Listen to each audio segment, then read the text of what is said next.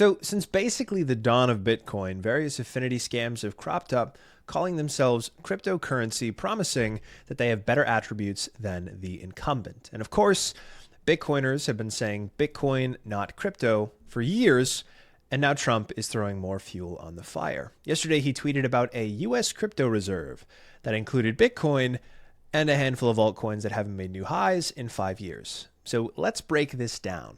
The United States builds strategic reserves for a reason. They aren't speculative. These reserves hold assets of enduring strategic importance.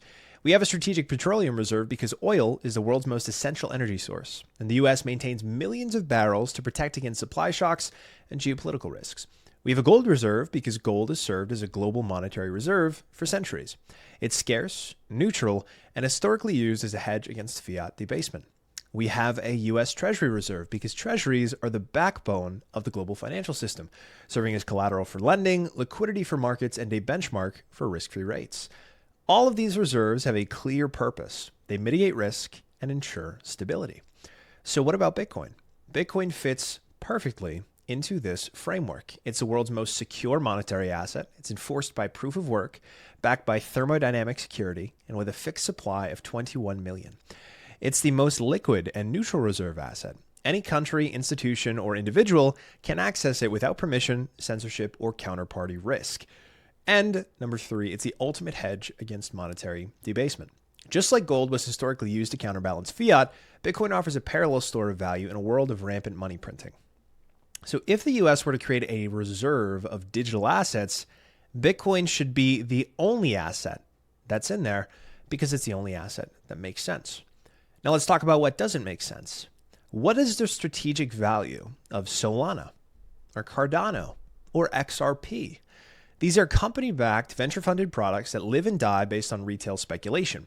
They have no meaningful adoption in reserve assets, and they have no meaningful adoption as reserve assets. Their supply schedules can change. They can be paused, reversed, or shut down at the discretion of their foundations. Bitcoin does not have these weaknesses. It's decentralized, unalterable, and time-tested. Yet Trump's post explicitly name drops XRP, SOL, and ADA as part of this so-called reserve. This is an economic strategy. This isn't an organic post. It's marketing. And this is the problem. According to Grant McCarty, who's the co-president of the Bitcoin Policy Institute, Bitcoin makes up 60% of the total crypto market cap, yet less than 10% of the total crypto lobbying and education efforts in Washington are Bitcoin focused. And that's why we end up in situations like this, where politicians are fed talking points from lobbyists who pay them millions, if not billions of dollars, instead of looking at the fundamental realities of what actually has value and holds strategic importance for the United States. And make no mistake, XRP's lobbying machine is a billion-dollar, highly sophisticated astroturfing operation. None of the engagement or enthusiasm you see surrounding this is real. Largely, I'd say 90% of it, is completely manufactured. So what do? Do we get mad about it? Do we whine? Or do we keep educating that Bitcoin is different? If Bitcoin is truly the best, then no one should be worried. Bitcoin is inevitable.